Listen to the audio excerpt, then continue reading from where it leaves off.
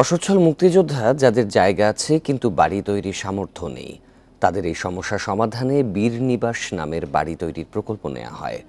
এজন্য ৭৩২ বর্গফুট জায়গায় ঘর তৈরিতে সরকারি বরাদ্দ ১৪ লাখ টাকা।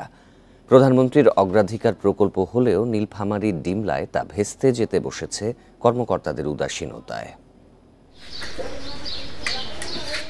প্রধানমন্ত্রীর অগ্রাধিকার এই প্রকল্প বীরনিবাস নিয়ে স্বপ্ন দেখেন নীলফামারীর ডিমলা উপজেলার ৩২ মুক্তিযোদ্ধা ও তাদের পরিবার। কিন্তু ঠিকাদারের অনিয়ম আর কর্মকর্তাদের উদাসীনতায় নানা প্রশ্নের মুখে এই উদ্যোগ।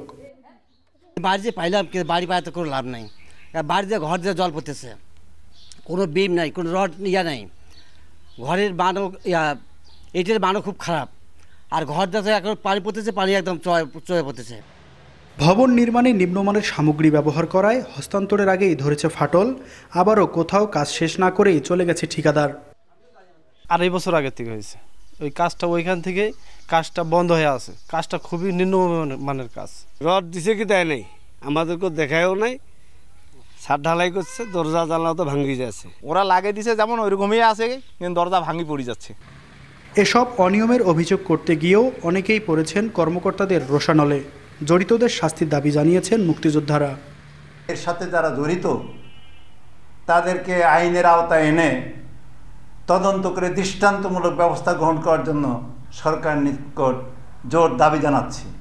ঠিকাদারি প্রতিষ্ঠান বা প্রকল্প বাস্তবায়ন কর্মকর্তা কথা বলতে রাজি হননি। তবে এই প্রকল্পের সভাপতি উপজেলা নির্বাহী কর্মকর্তা জানিয়েছেন ভিন্ন কথা। যেগুলো এখনই অভিযোগ করা হচ্ছে সেগুলো আমরা ঠিকাদারের মাধ্যমে সংশোধন করে দিচ্ছি, আর যেগুলো আল্লাহ মাফ করুক ভবিষ্যতে আরও আসবে সেগুলো ঠিকাদার অবশ্যই সংশোধন করে ফাইনালি ঘরগুলো হস্তান্তর হবে। সরকারি অর্থে অপচয় বন্ধ এবং বীর মুক্তিযোদ্ধাদের অসম্মানকারীদের বিরুদ্ধে শাস্তিমূলক ব্যবস্থা নেওয়ার দাবি জানিয়েছেন ভুক্তভোগীরা। Mahmud Al Hasan, independent news, Nilphamari.